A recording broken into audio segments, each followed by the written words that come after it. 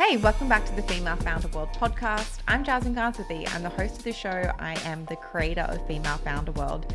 And what we're really trying to do here with this podcast is to bring you the super tactical, tangible lessons and case studies from founders who are building businesses out in the world right now. And today I have something a little bit different. Normally we have an interview with a successful founder. But today, I have a recording from a recent event that we did with our amazing partner, Shopify, in LA. And obviously, not everyone can come to our physical events. And it's definitely kind of the thing that we're becoming most known for now is those in-person activations. They're super cool, really, really special crowd. But, you know, it's not something that we've really been able to scale into every city yet. So this time I wanted to record the panel conversation and make it accessible to all of our amazing podcast listeners. And finally, I have it available for you to listen to. So on the panel, we have Amy Liu. She's the founder of Tower28, which is a clean, vegan, cruelty-free cosmetic brand. And they're actually really known for being safe for sensitive skin. I use their lip jelly, I use their blush cream, and I was a beauty editor for like 10 years. So that's saying a lot. They're really beautiful products. Something that I think is really interesting about Amy's story is within, I think it's 2 months of launching, they were selling 12,000 lip glosses every single month, which is wild.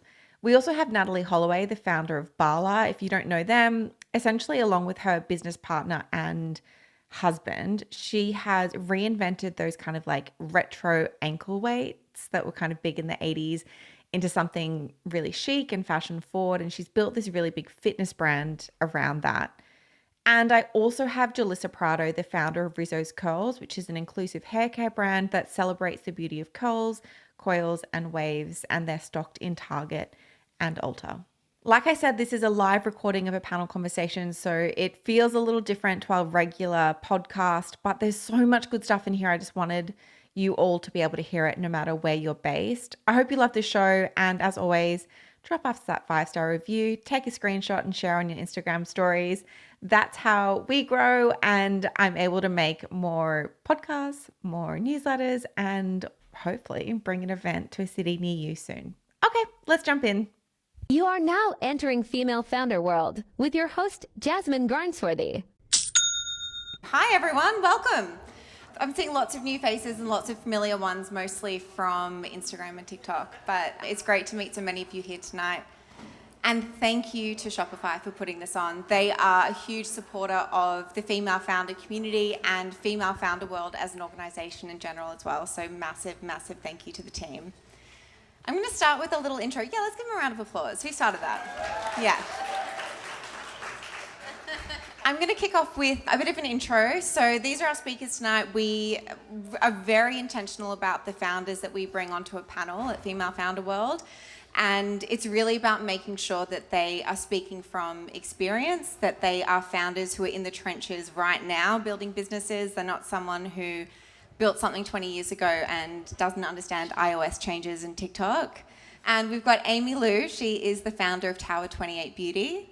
Natalie Holloway from Bala, and Julissa Prado from Rizos Curls. So welcome, everyone.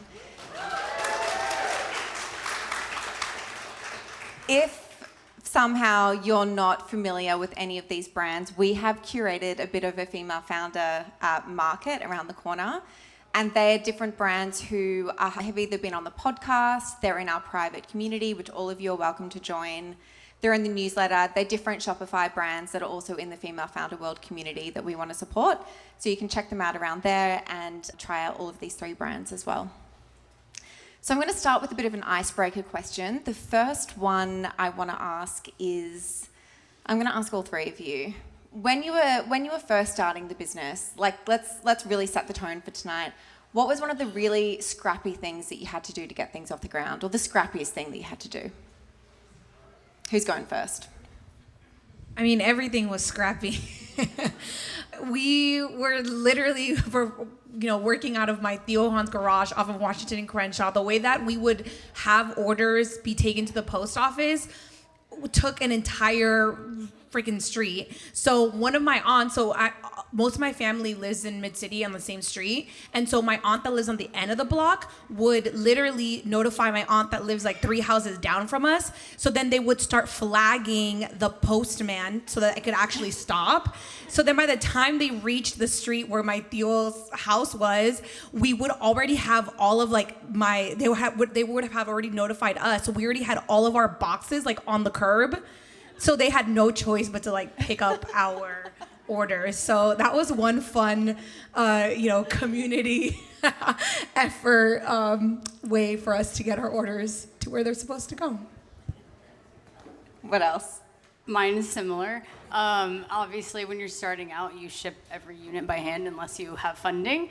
And so that was mine, except for it was weights. So that was very, very challenging. Oh. And we had to bribe a lot of family and friends with pizza, essentially, to ship all day long. I mean, we literally shipped 75,000 units by hand before we got a 3PL, which isn't the smartest move. Like, I should have gotten a 3PL earlier. But I would say that, and then a lot of free models. So, like, any friend that would model, like, I'm actually still sometimes, like, throwing my hand in as a hand model. So, just lots of scrappy things.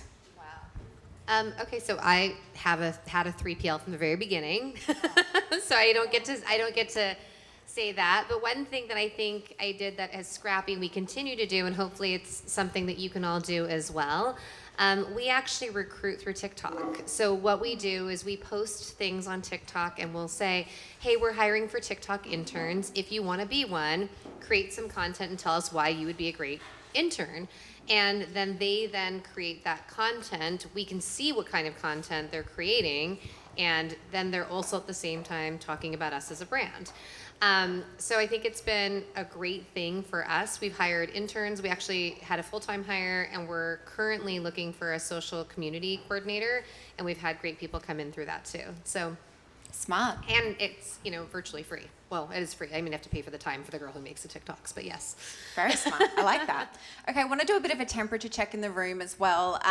So if you're someone who has a business right now that you've started, there is something out in the world, can you raise your hand? Oh, wow. Good for you. And if you're someone who's thinking about starting a business but you haven't got it out in the world yet, you're just interested in entrepreneurship and this space in general, raise your hand. Very cool. All right, well, welcome everyone. I want to start in the really early days and talk about idea validation and some of the things that you each went through when you were starting your businesses that made you think, okay, this can be something bigger than just my own pain point here.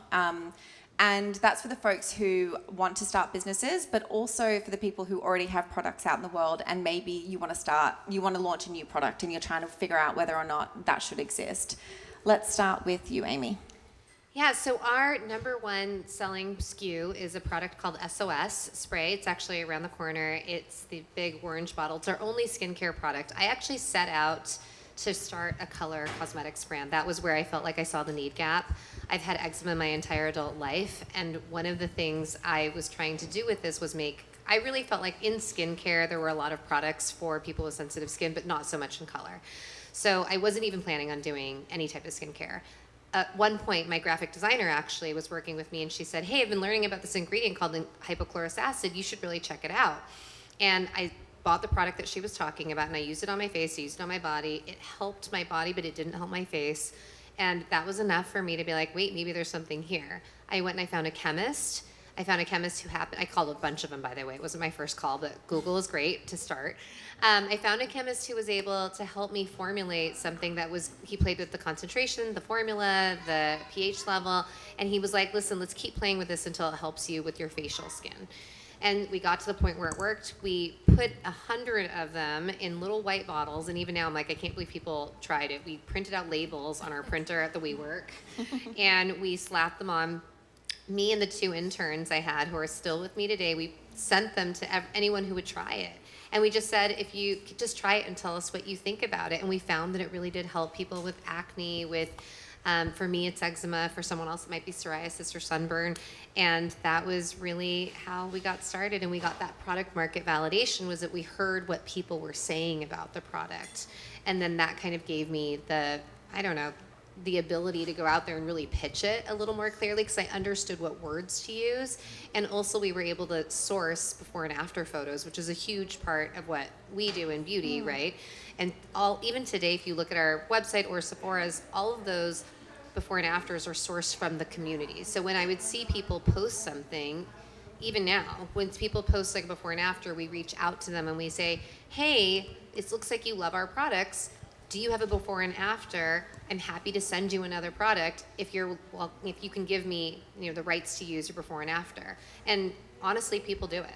So scrappy and also a good way to get product market fit. Love that. Natalie, I know that Bala started with a sketch on the back of a napkin when you're on a yoga retreat or something. It's just it sounds incredible.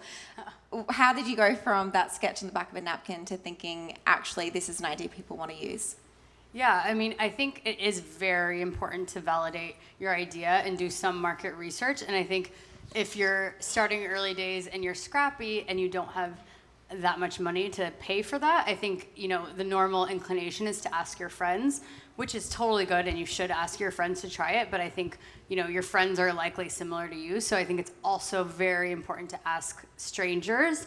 And that may sound intimidating, but I think it's like, at an event like this, like approach 10 people and say, would you try my product and trade for the product? Or DM people, or, a Facebook group. I think there's lots of ways you can get those people, but I think definitely get those people so that you can learn the negative, the positive, and like really get a feel for what the crowd will say. It doesn't have to be a crazy amount either. It could be like 20 to 30 people. You just want to get those voices. But what we did early days was we actually launched on Kickstarter to fund our first production run. So what we didn't even intend on is we were actually validating the market. So we were like wondering, like, are people going to buy this? And we were listening to all of the negative reviews and the positive reviews. And like a big insight we learned through Kickstarter is that the original product we launched with was the Bala bangles, and they were completely pigeonholed we promoted them as a yoga product. And what the people were telling us is that these are actually good for running and walking and Pilates and like everything basically. So that was like our largest insight, and we learned it from Kickstarter. So I think Kickstarter can be really valuable as well. So my market research early on wasn't even on purpose. It was, I was growing up in high school, throughout college. I was always the hair girl. And, I think, definitely growing up in communities of color, you kind of see this trend where we all have a little side hustle. Like I had a cousin who did makeup, another cousin that did eyebrows, somebody else that did something else. So we all would kind of put our resources together and just look fly. So I was the hair girl. So any prom and homecoming season, I even as a freshman, I was booked to do the seniors' hair. And during that time, everyone would straighten their hair, including myself. But everyone that I would do their hair had wavy, curly, or coily hair textures. So I started just making my own concoctions myself to do my own hair. And all of the learnings came from just, growing up in immigrant communities. I feel like something that's very much part of our culture is having these beauty rituals that are passed on through our family, and like having these natural remedies that are so tied to our own beauty routines. So it was very normal for me to like make natural concoctions and to use it on myself. So I started wearing my hair natural, and all those people that I was doing their hair, they were like, can you do my hair like that? I would meet them in the bathrooms, in the elevators, in so many different places, these undercover curlies.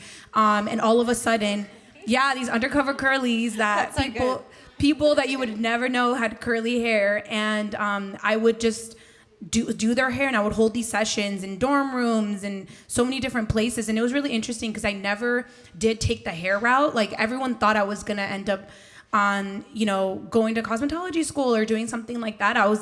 I never did. Like I always went for business, and I was always, I don't know. I never thought of it as my career for some reason. It was more so of something that I did from love, that just came from my heart. But it followed me everywhere I went. Like I remember in my corporate, when I was at Nestle at my corporate job, I was at this convention for work, and in the bathroom I was meeting these undercover curlies, and like literally in the middle of like this session, bringing out my little Ziploc bags with my formulas and like doing her hair in the bathroom. And I think at that moment was when I was like, okay, it's been like 10 years of this. I think people keep asking for this. Let me do something.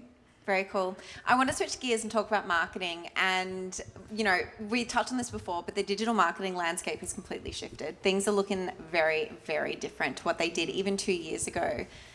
And I want to know how you're all thinking about that, and what was working when you first launched versus what is working right now, and how have you shifted with this completely different landscape? And I'm going to start back with you, Julissa.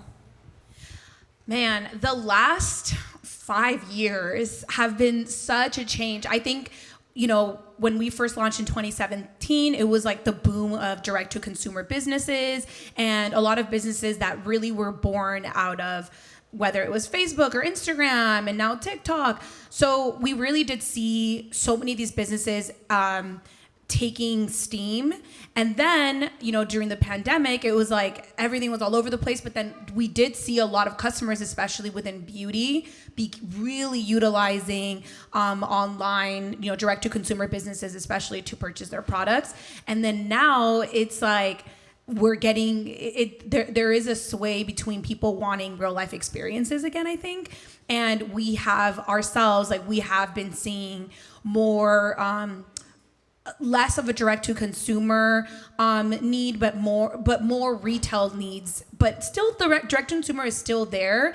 They just want more real life experiences too. So the way that we've kind of been balancing that is by giving it to people. So with our retailers, for example, being able to activate with them, and with our direct to consumer business, being able to hold some of these in-person events or in-person classes, in-person moments where people are able to like touch, feel, smell the product, and being able to really try it in their hair, maybe learn how to wear it in their hair. So kind of having a good balance of both now that we are in retail and in direct to consumer still. And you're in Target and Ulta Beauty and Sally Beauty Mexico. Wow, congrats. Yeah. That's a lot of distribution. Yeah, that's a lot of distribution. Okay, and what about you, Natalie? How are you thinking about it? Yeah, I mean, I think D2C used to be a lot easier in that sense. It's like you could acquire a customer for a lot cheaper, and now it's very expensive to acquire that customer.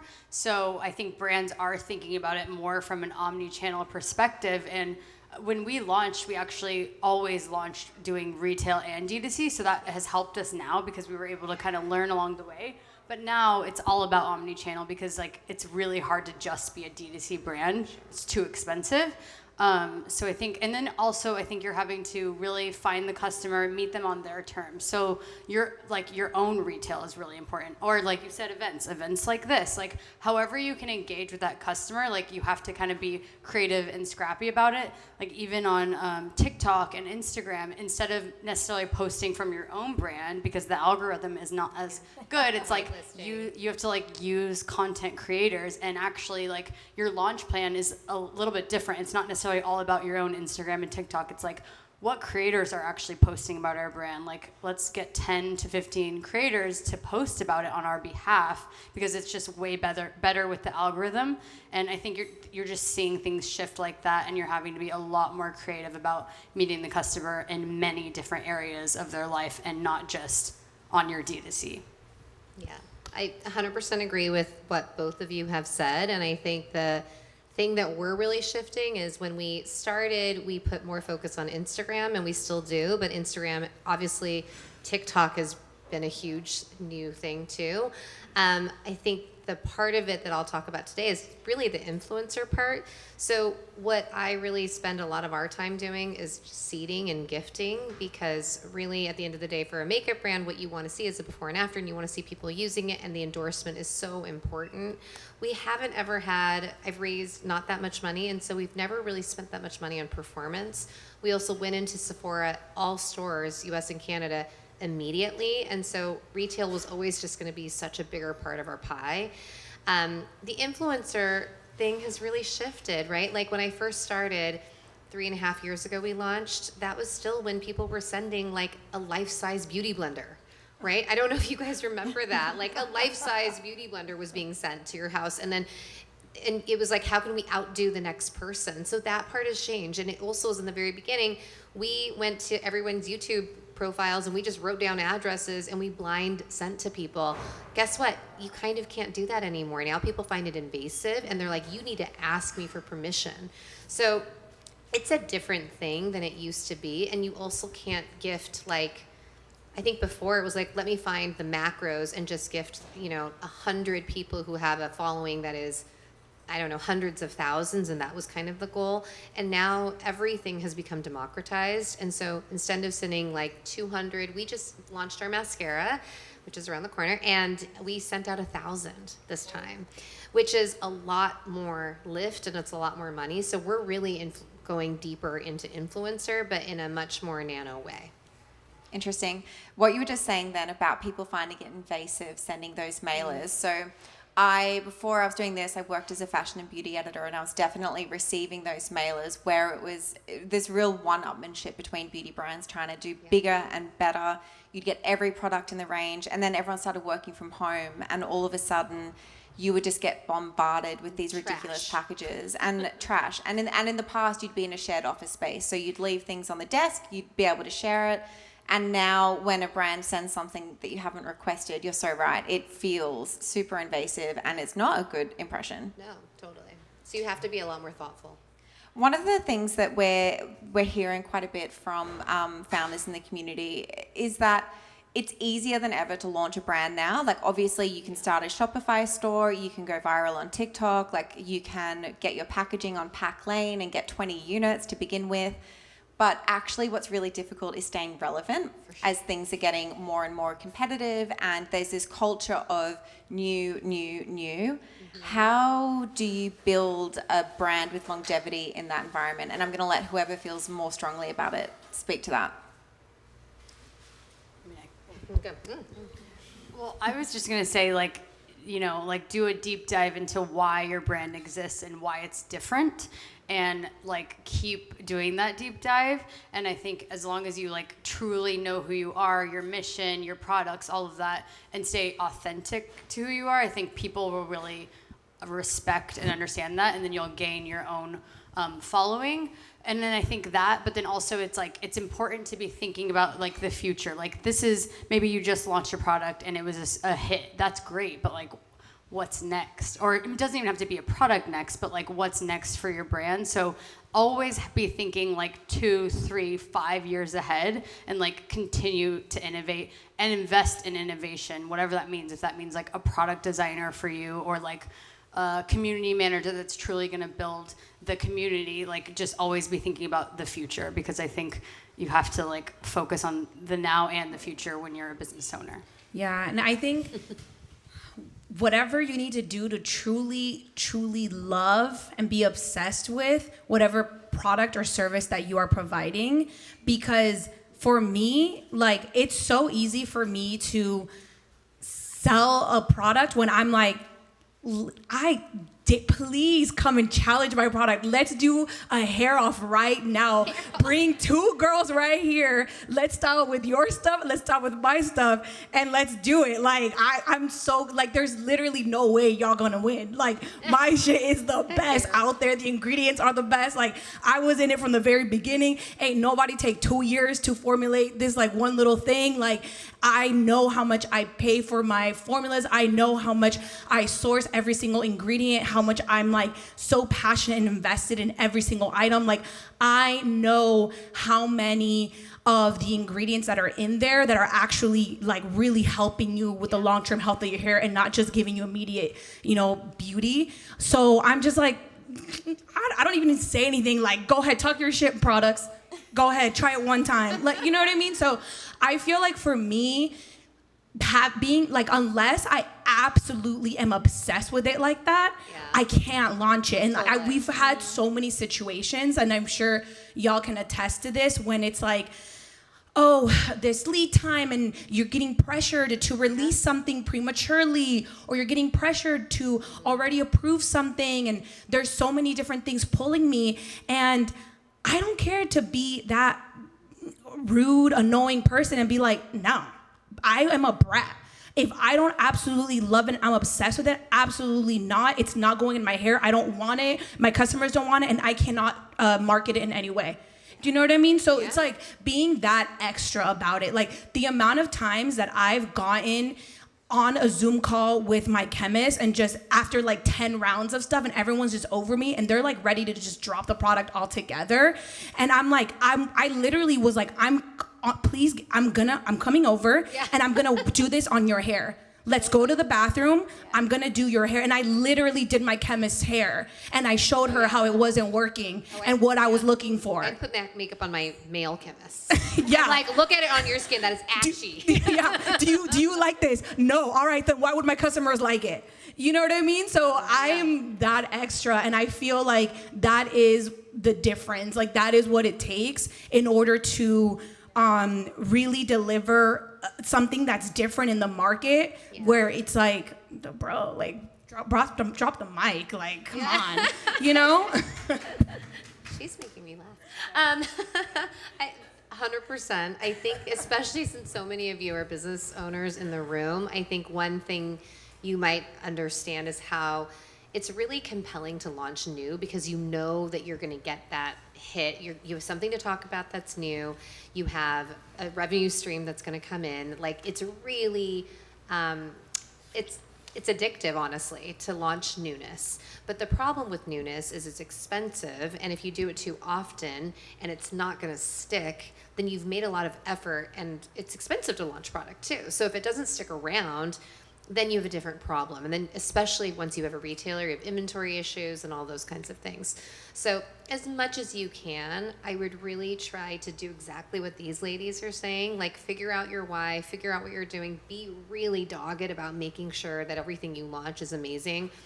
I am not famous. I don't have any influence. I'm not Brad Pitt and Travis Barker, who just launched skincare lines this week. We can talk about that. No way. I mean, that's real talk. But like, I just meant, like, from the beginning, I was like, I don't have the liberty of launching products, and I'm not saying their products are bad. I have no idea, but like, I need the trust of my customer, because I have to work harder to get it, and I cannot lose it. So you have to launch products that you really believe in, especially when you have a finite amount of, like all of us do, time, money, and resources. So be really thoughtful about those things, because those are the things that can really bite you in the ass later. If you launch something that is shit and you have to take the whole thing back, that retailer will send that entire thing back to you. We launched a product and we put it in a Sephora Favorites kit. We made 20,000 of them. There were reviews that were polarizing. It was like, this is the best thing ever. I love it. And then we got reviews that were like, it was great until it melted in my pocket. And we were like, oh shit, it's melting. And literally that truck was coming to my 3PL, and I called the warehouse. I was like, you tell it to turn around. You do not accept that truck, because the minute you accept it, it's your property, right? And I was like, you send it right back home. I don't want that melted product. And I called Sephora and I was like, I know you drilled the hole. I know it's sitting there. We're going to cover it up with a graphic. And by the way, it's taken us 1.5 years to relaunch that product. And they've been so patient. But I think the more honest you are with your retailers too, the more they're like, okay, look, they trust me, because they're like, okay, she doesn't want, it's bad for them too. So moral of the story just being, do what these ladies said. And that takes a lot of guts. Like her, like I feel like she skimmed through like, I had to call them and tell them. Shit. I was scared as shit. I was like, I have something to tell you. Like, it takes a lot of guts to pick up the phone. Did you see the reviews? That conversation. So yeah. So you mentioned time, money, and resources there, and I want to talk about money for a little while. We're going to talk about fundraising in a second, but first of all, I feel like something that a lot of people don't understand when you start a business is it's actually really common not to pay yourselves for quite a long time. I still haven't paid myself. Yeah. Same. Yeah. So this is a thing, and I just feel like we needed to lay that out first, and that you can be building really big businesses and have distribution in Target and Sephora and still be reinvesting everything back into the business. But let's talk about fundraising now. And we're hearing over and over again that it is hard out there. And Natalie, I know that you're raising right now. For folks who are out here, maybe they haven't ever been able to raise any money, maybe they are bootstrapping on purpose. What advice do you have for them on how to manage their cash flow and how to bootstrap? And let's start with you, Julissa, because I know you got to $1 million in revenue before you. I've never taken funding. Yeah. So Wow, okay. I've till this day, we're still 100% self-funded, which to me, I think at this point, I'm like, how far can I go? Because so many of the spaces that we will be in, I'm like, not only are we the only self-funded, but we'll be like the first Latina-owned haircare brand in here, the first Latina here. And I'm like, yeah, I'm the first Latina and I'm self-funded. Like, and I actually own my company. And like, sometimes you'll see some of these businesses that like, I'm sure y'all can attest you compete with. And it's like some old white man and so like with a bunch of people, like who owns this? You're like, who is the founder? And it's like, they're nowhere to be found. There's like, they have so much money in to just throw at marketing, and you're just like, what am I supposed to do? So I'm really, really proud of that. And I think that one thing that I feel like you learn when you don't have a lot of money is how to stretch your dollar and get really creative. And I think that being in this process, what it has taught me so much is, okay, y'all. Okay, so I think it can be very discouraging entering any industry and seeing all your competitors with like millions of dollars of marketing, and you're like, oh, wow, I have like $100. Great, I love that. But when I tell you, like, they are shaking in their boots, because what they don't have that y'all have is a deep-rooted knowledge in the industry, a deep-rooted knowledge in community, a deep-rooted knowledge in like what people need, how to really connect with them, how to make them feel seen, how to make them feel represented, and a way that you can speak to them. Like, no, none of these big companies cannot speak to them how we can speak to them, and especially when you get niche, because niche is the new mainstream, and especially when you're able to get specific with who you are reaching. Oh my God, the way that they will be doing everything they can in their power, you know what I mean, to compete with you. And at that point, it's like there's nothing they can do, because honestly, like, being small too there's so many advantages to being small. Nobody can be as versatile, be on trend, be cool, adapt to changes as a small business. These big, huge businesses by the time they catch up and figure out what's going on, they're going through I don't know how many processes, and it's too late. It's over, So I think really honing in on what advantages as a small business you have over your competitors, and then making that your competitive advantage. Like, don't compete with them on their strengths. Look at all their weaknesses and their opportunities, because I'm sure they're gonna have a lot, and be like, all right, I'm gonna come for you with all of that. I'm gonna make sure those are my strengths. So yeah, it's possible.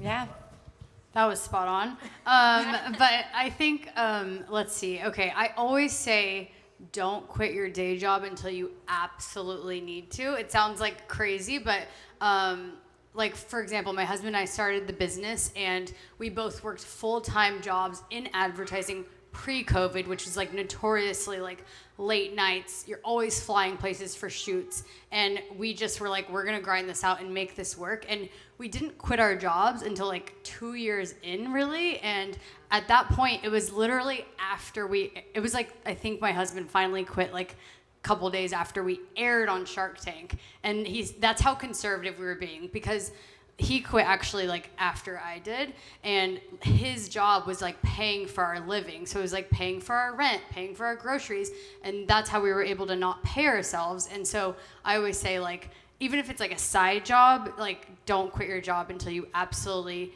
have to. And like, at the point we quit, we literally aired on Shark Tank, so you really can stretch it far.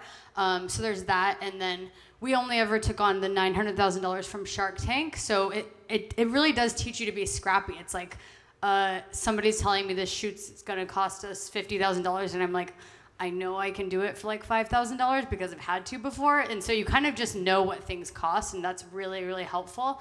And then you can like remain scrappy. But yes, we just kicked off a raise. So there does come a point, maybe not for all brands. It's lucky if you never have to raise. That's amazing.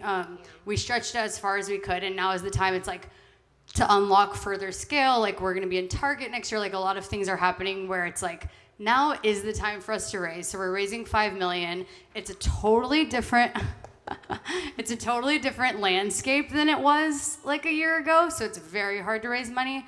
So I think what you're seeing is you're not seeing like inflated valuations. You have to be a lot more realistic with them. And I think not only that, you're not seeing brands, like random brands that would have like, not a lot of revenue would be like, I'm going to be 100 million in revenue in 3 years. And they haven't even maybe reached 1 million in revenue. So you're like, but that was like the story a year ago. And now it's different. Like you really have to like be realistic with your valuation, your revenue, and then also like very clear on your roadmap and how you're going to get there, because investors know how tough the market is right now. There's a potential recession. It's impossible to acquire a customer on D2C. Like everything's like, there's some things stacked against us that we'll have to fight through. And so I think it's just really important to be like honest with the investors. And I think so far they're appreciating that. So. Yeah. So 2 things. One, I would say when it comes to fundraising, it can be, and then when it comes to anything, honestly, just run your own race. Like it is so easy to look around and feel intimidated and to feel like, oh, but like if I look at the category that we compete against, and like literally everyone has fundraised except for us. Has taken institutional money. At this point, we've raised $1 million of friends and family.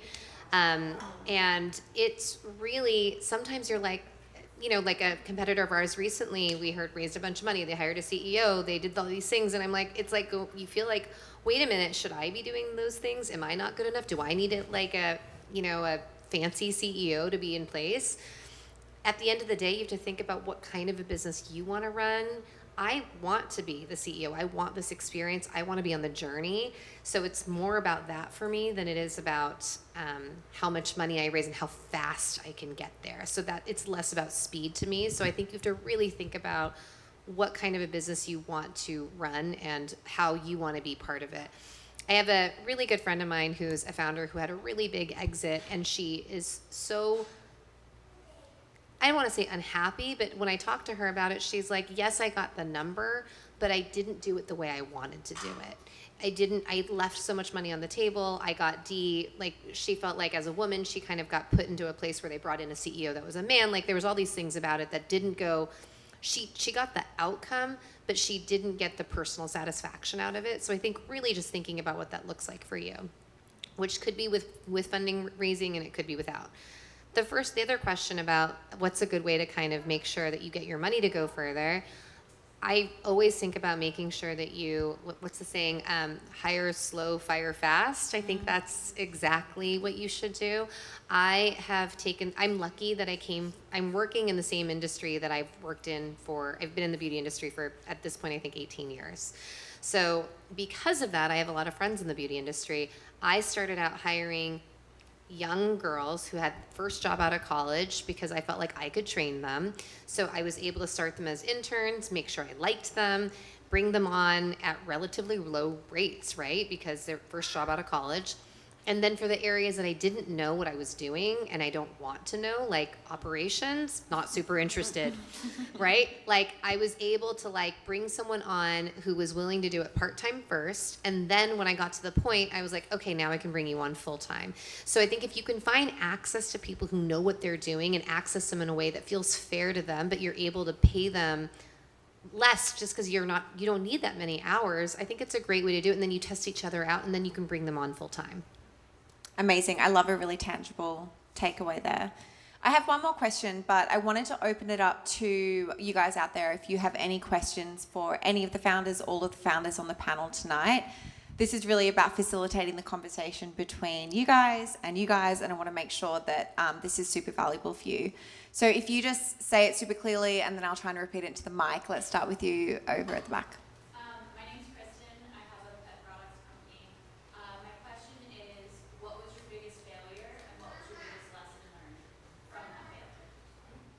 Is there someone that you want to answer it specifically? No, I'll go first. Hiring the wrong person is painful. I think you can get really, so in this particular example I'm thinking of, I a really sexy resume sometimes from a company that's much bigger that you really admire, where somebody's leading a really big team and you're like, this looks so amazing, and then but maybe they've never been in a small company, right? So it's not even that they're not a good person, they're not good at their job, but they're just not the right fit for what you're doing. And the amount of effort it takes to kind of unwind something like that is both, I don't know how many of you have fired people, but it is not fun. The worst. It's the worst. And the mental I didn't sleep for like 2 weeks from the time I decided. Like, it really is genuinely hard if you care about people. And I think hiring people now, like, people have careers and kids and families, and so I take it really seriously, but I really think that is one of the biggest.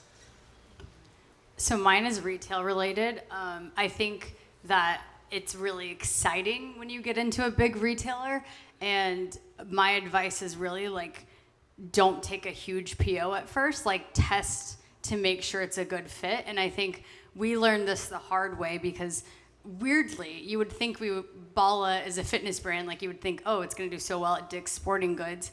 And Dick's came to us, I don't know if this is like, I'm not supposed to say the name, but too late. So they came to us and they were like, we're gonna do, they're a huge PO, like giant. And we were like, whoa, this is absolutely amazing, very excited.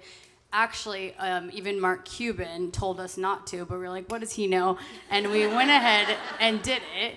And flash forward, it wasn't really necessarily a market fit, and they bought a ton of units, like 60,000 units of a specific item. And so essentially what happened is, like, when you're with a big retailer, it's their terms. Like, they won't pay you, they're gonna return it, you're gonna be stuck with all this inventory that you don't need. And that's exactly what happened to us. And it really took us, because we didn't need that specific SKU. Like, we had tons of it. And so essentially, it took us like a year to get rid of. I mean, it was a huge loss at the end of the day. And so what I learned is, like, take a small PO. If you get a crazy large order and you're like, this is kind of exciting, but why? It's like too big. Like, the best and worst case is you sell out on that site. And like, if you sell out on Goop, like that's amazing. So, and then you can reship them product. Like, they might be out for a few weeks. That's okay.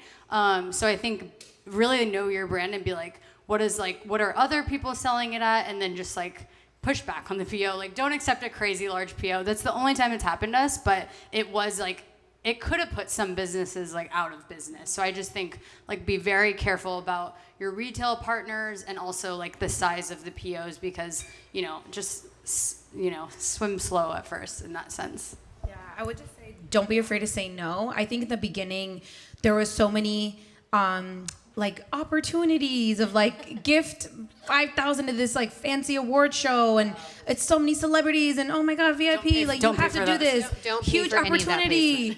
And then you do it and you're like, damn, I'm out of 5,000 units of my product that I could have used to seed actual customers that like care, and now I'm like nothing to show for it. So I would just be like, not every opportunity is the right opportunity for you. So and don't be afraid to say no. Can I just add on really quick to mine? One thing that I learned from somebody else that I started doing, because I had that problem before, is we now put all of our employees, when we, in the offer letter, we actually state a 90-day probationary period, which just gives you a little bit more protection too. So just in case you're not doing that. Great tip. Okay, who else has a question? Down the back in the orange.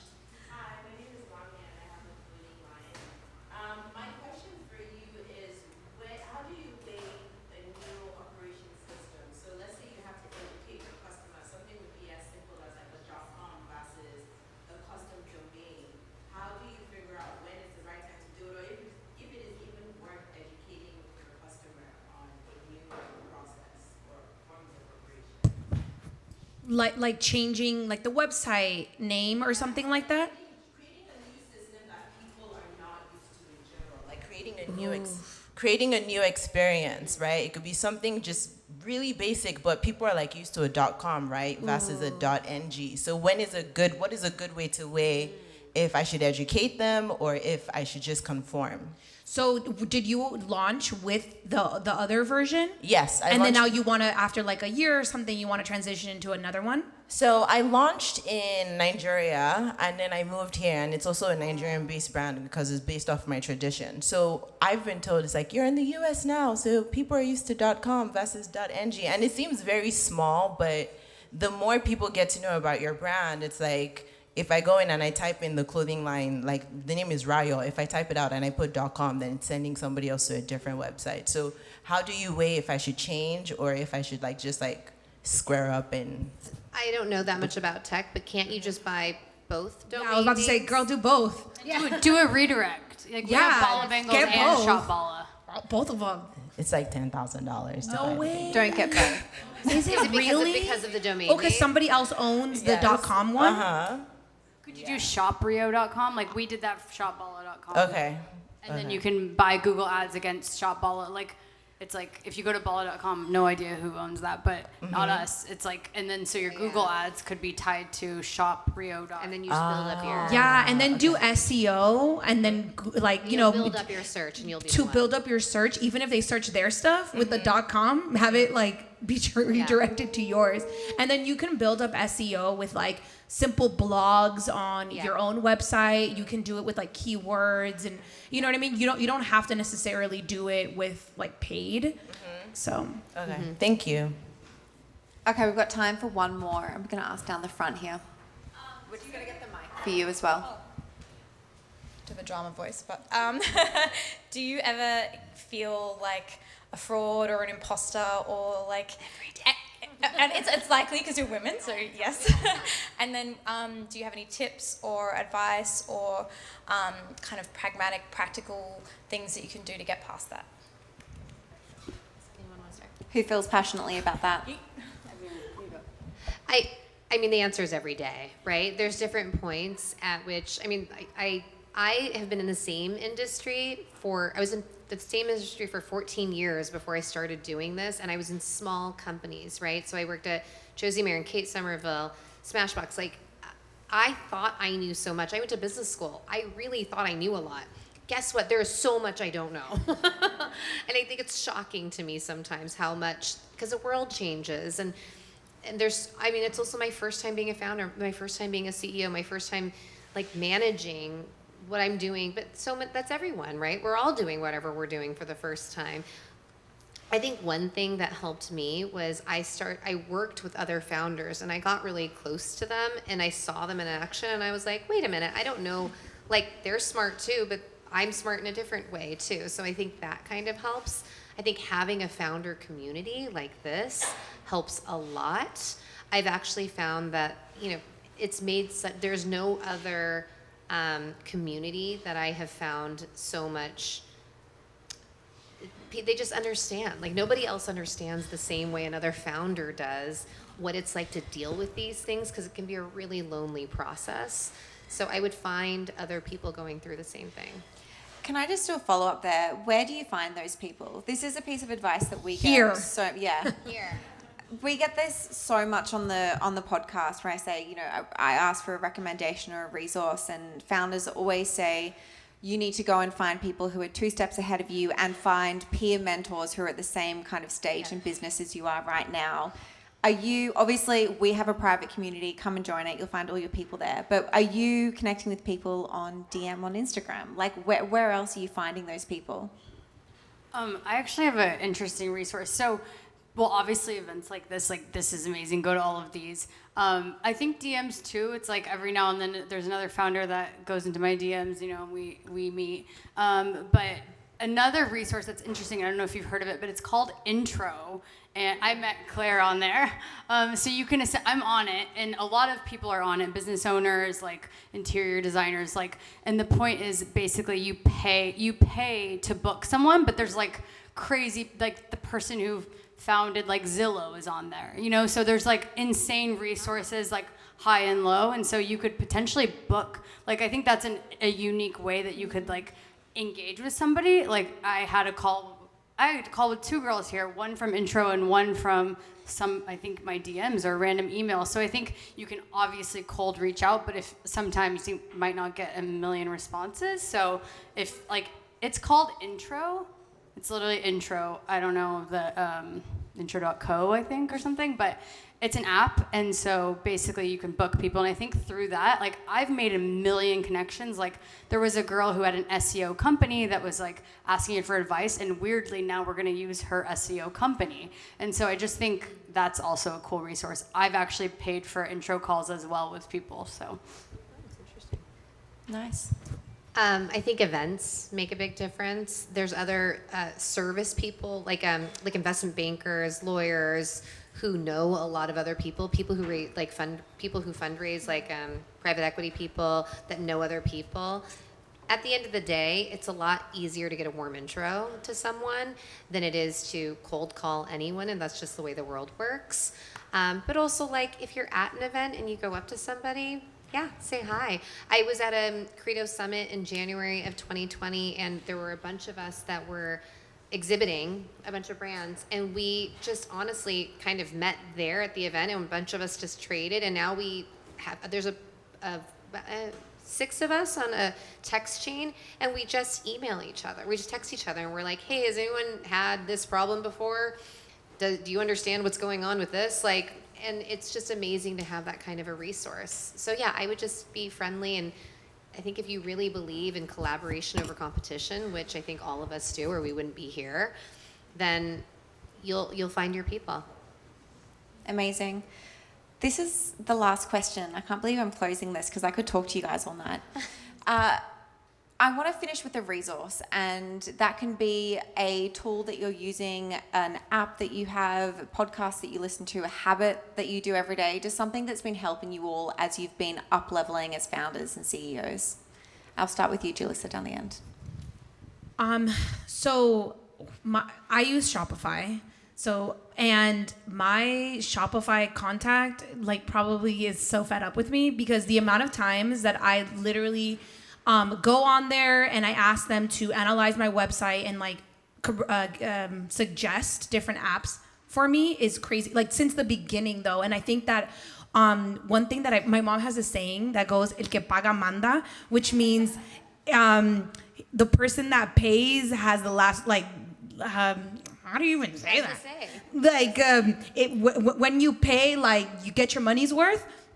So that's how I view all of these resources. Like, if I'm on Shopify, if I'm paying for, MailChimp, if I'm paying for this, it's like, no.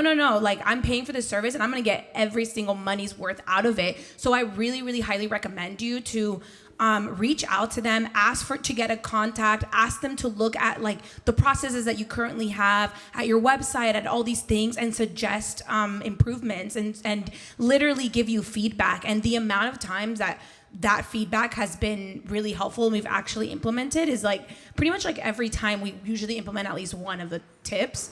So I really suggest to, get your, el que paga manda, get your money's worth. Good. Okay, I have 2. One is, I'll be quick, EcoCart, and we just integrated this. It integrates with Shopify, but it's really cool because it basically makes your delivery carbon neutral, and you can either pay for it as a brand or the customer pays for it, and it's very minimal, like, I don't know, 99 cents or something to the customer. So usually they're happy to pay it, and it's cool because it's good for the environment, and it also helps with conversion. So that's a cool one. And then also I just learned about something called Kick Further, and that's actually, it's kind of like Kickstarter, but it's more about if you're raising money and you can put your brand on Kick Further, and basically it makes, like, ordinary people who aren't investors be able to invest in cool up-and-coming brands. So, like, any of us could go on there and invest in a brand and give $500 or $1,000, and so you can get the word out there about your brand, but also raise money via a safe note. So I thought that was interesting. Haven't done a ton of research on it, but I think that's a really cool resource. Cool. So we are in the process of hiring people and growing, which is great problems to have, but it is hard because it means every time you bring on a new person, you basically reshuffle the deck and you're like, okay, now what is your job? What is your job? What is your job? So one of the things I made everybody, I bought the book, so you can read the book, but it's the Simon Sinek book. Have you Starts with Why, I think it's called. You could also just watch the TED Talk. Just saying, it's like a 17-minute TED Talk. I watch it once every year probably, just to kind of reinforce it. And one of the things I'm doing with my team right now is trying to really get to each of their why, so they really understand what their role is.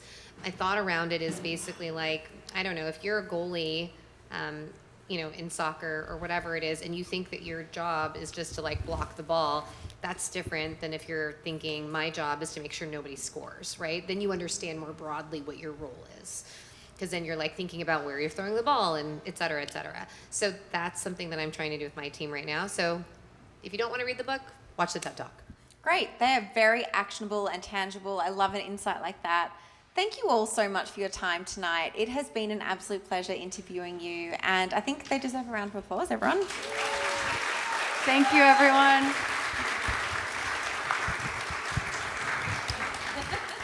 So we do have the space until about 9, and you can stay out here, mingle, have another drink, grab some more food, or we're doing a breakout group over here with Angela, the co-founder of Common Air.